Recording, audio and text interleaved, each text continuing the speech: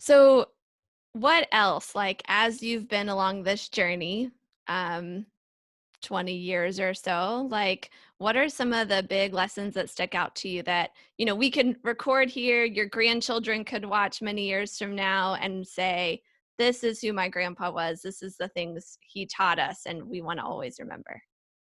Well, one of the basic truths that just flows right along with what we're talking about is something my friend Leonard Bertain calls the 20-120 rule. And the 20-120 rule says that 20% of your business produces 120% of your profit.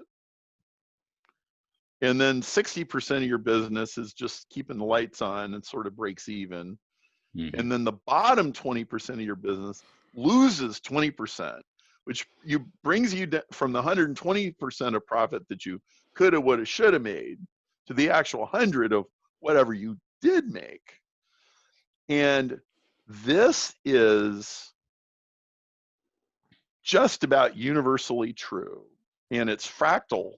Fractal means pattern and a pattern and a pattern. It means the pattern repeats itself at big scales and small scales, like branching on a tree, which goes all the way from the whole tree down to the microscopic veins in the leaves. That's what fractal means. Well, so the 21-20 rule, first of all, the number 20 is just a rough number. It could be all kinds of things. But the point is there's a top part of your business that's very profitable and often takes very little effort. Okay. And then there's this bottom part of your business where there's a great deal of effort, a great deal of money. And not only is it produce little return, it actually is negative. Like and so it applies to employees and revenues and time and product lines and clients, all kinds of things. So almost every business has products where you are taping dollar bills to every unit that ships out. And you don't quite realize it.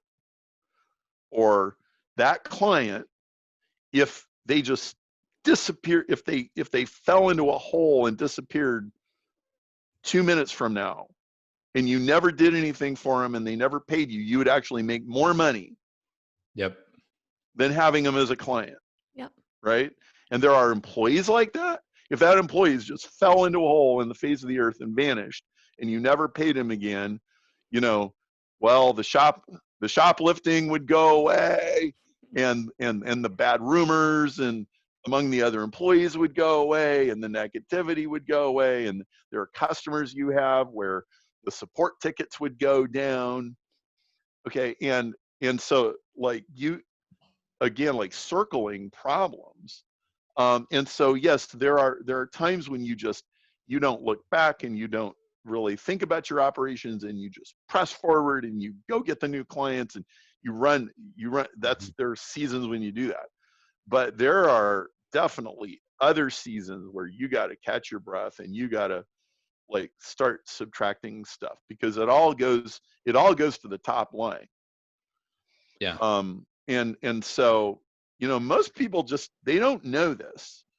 And like when, like an extreme version of this is like these, you'll hear about these companies that like they go buy 10 corporations and then they just carve them all up. Now, sometimes those guys are just mercenary and they're not really interested in adding value to anybody, but that's actually beside the point. The point is they are very good at doing what I just said, and they still get it to work. Like, okay, the cardboard boxes are still going out the door, but they're making 26% more profit than they were before. And they consolidated 6 different accounting departments. So we're not paying for that 6 times. And they're very good at cutting, right? And so, there's all this growth-minded stuff, but then there's the other. And then all of a sudden, so like back to the story I was telling you, when we finally got done with all that chopping, it was like, man, this ship is a lot easier to pilot, man. Like there's just so much less ballast. Yeah, I think Yeah. all of us, our stuff gets overgrown with weeds, and Mhm.